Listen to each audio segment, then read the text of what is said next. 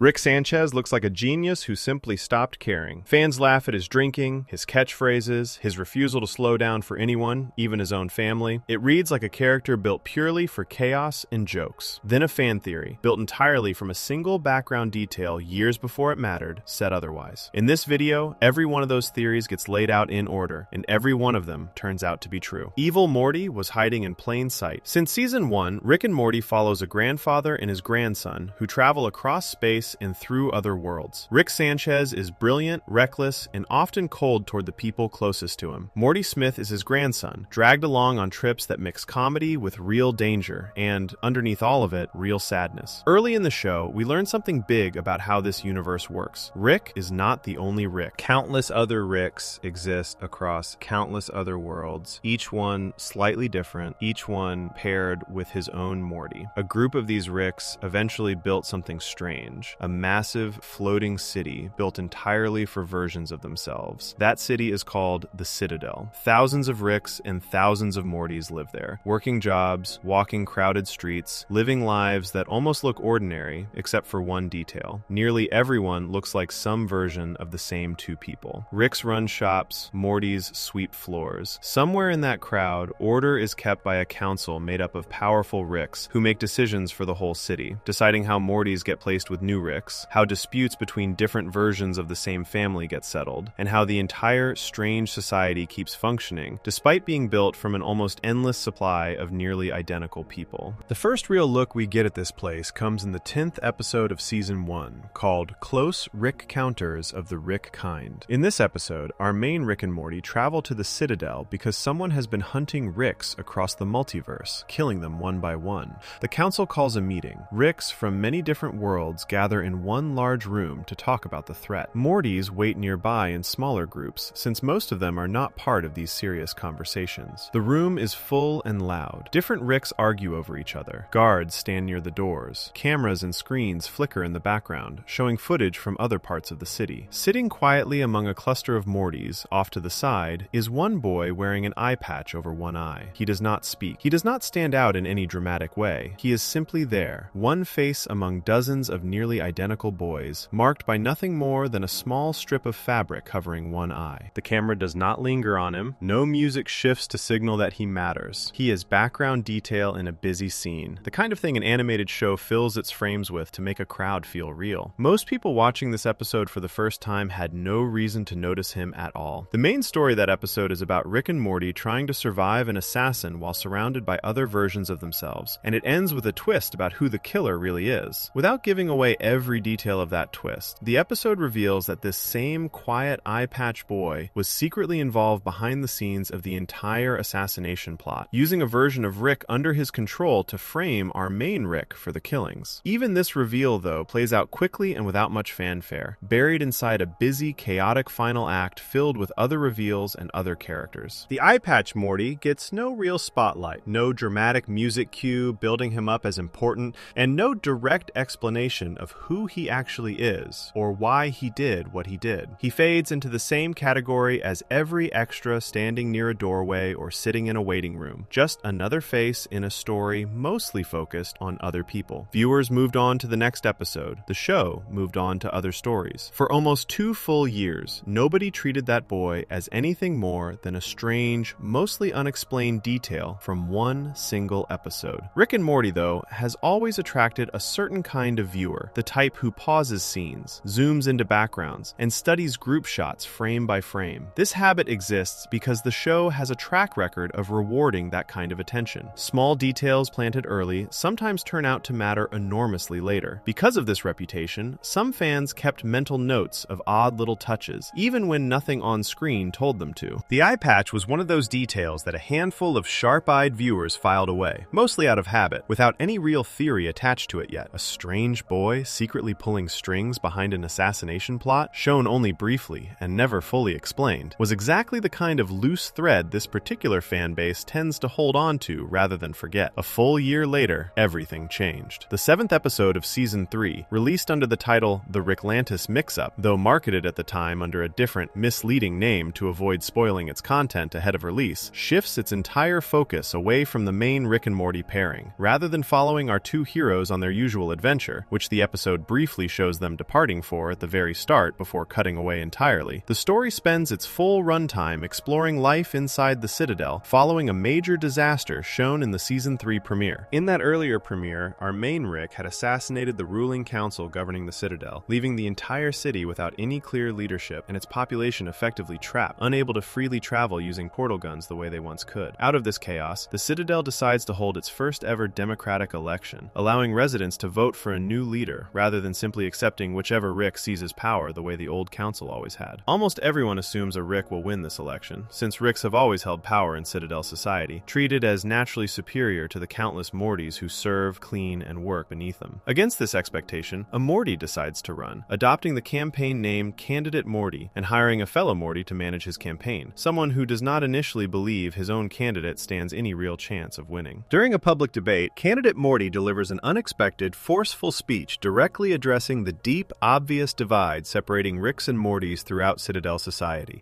a divide most residents had simply learned to accept as the normal order of things. His words connect powerfully with the huge population of Mortys living in the city, individuals who have spent their entire existence being shouted at, ignored, or treated as disposable tools by Ricks who barely remember their names or care about their well-being. Public support for his campaign grows rapidly following this speech, shifting what everyone assumed would be an easy, predictable election into something genuinely uncertain. Rather than celebrating this sudden momentum, Candidate Morty responds by firing his own campaign manager almost immediately afterward, dismissing him coldly despite the fact that the two of them are, according to their own conversation, the exact same age. This dismissal, delivered without warmth or gratitude, plants an early seed of doubt about who this candidate actually is beneath his carefully crafted public message of unity and change. That doubt grows stronger once the fired campaign manager receives a set of secret files from an investigator working elsewhere in the Citadel, files revealing something deeply troubling about Candidate Morty's true history. Confronted with whatever disturbing information these documents actually contain, the former campaign manager attempts to assassinate his own former candidate during a public rally, shooting at him in front of a crowd of supporters. The assassination attempt fails. Candidate Morty survives, and shortly afterward wins the election outright, becoming the very first democratically elected president in the entire history of the Citadel. Once in office, his behavior shifts dramatically and immediately. Rather than pursuing the kind of reform his campaign speech has promised, President Morty orders the deaths of the remaining members of a hidden, unelected group of Ricks who had continued secretly influencing Citadel affairs from behind the scenes, even after the original council's destruction. His former campaign manager, having failed to stop him and having been captured following the assassination attempt, is later executed by being forced out through an airlock into open space, discarded alongside several other bodies as the episode's closing scene reveals the true scale of what has just happened inside the Citadel. During this final sequence, as documents and photographs float weightlessly through space alongside the bodies of the dead, the episode shows images confirming exactly who President Morty actually is. These floating photographs display a Morty wearing an eye patch, the same distinctive detail first shown fleetingly during that crowded council meeting scene back in Season 1. The connection is not stated through dialogue or narrated directly to the audience. It is shown purely through these brief visual images, drifting past the camera among the wreckage of everything President Morty has just destroyed to secure his own power. This single moment ties together two episodes separated by an entire year of real-world release schedules and two full seasons of story chronologically. Fans who remembered that strange, unexplained detail from close Rick counters of the Rick kind immediately recognized what they were looking at once this new episode aired. Online discussion following the release of the Ricklantis mix-up exploded, with viewers comparing screenshots from both episodes side by side, confirming the visual match between the eye patch shown briefly in Season 1 and the eye patch shown floating through space in this new reveal. Adding further weight to this connection, both scenes share the exact same haunting piece of music playing quietly in the background, a song called For the Damaged Coda by the band Blonde Redhead. This same song plays specifically during this character's most significant appearances across the entire show, functioning almost like a musical signature attached directly to him, regardless of which episode or which season he appears in. What makes this particular reveal stand out is how little the show relied on spoken explanation to make the connection land. There is no line of dialogue directly stating that President Morty is the same boy seen in Season 1. There is no flashback walking new viewers through his history step by step. The entire connection rests on a shared piece of costume design and a shared piece of music. Both both requiring viewers to actively remember or re-watch earlier material rather than simply being told what to think. Most shows introducing this kind of long-term twist tend to nudge their audience toward the connection somehow, through narration, through a meaningful pause, or through a character directly asking the right question at the right moment. Rick and Morty chose instead to bury this particular thread almost entirely in visual detail, trusting that its most attentive viewers would eventually notice and connect the pieces themselves. The character at the center of this reveal had no official name within the show itself for a long time after this episode aired. Because a single voice actor performs nearly every Rick and every Morty throughout the series, credits for these episodes simply listed generic labels like Ricks and Mortys, rather than naming specific individual characters. Without any official title provided by the show, fans settled on their own name for this particular Morty, calling him Evil Morty, based on his cold, ruthless behavior and his willingness to manipulate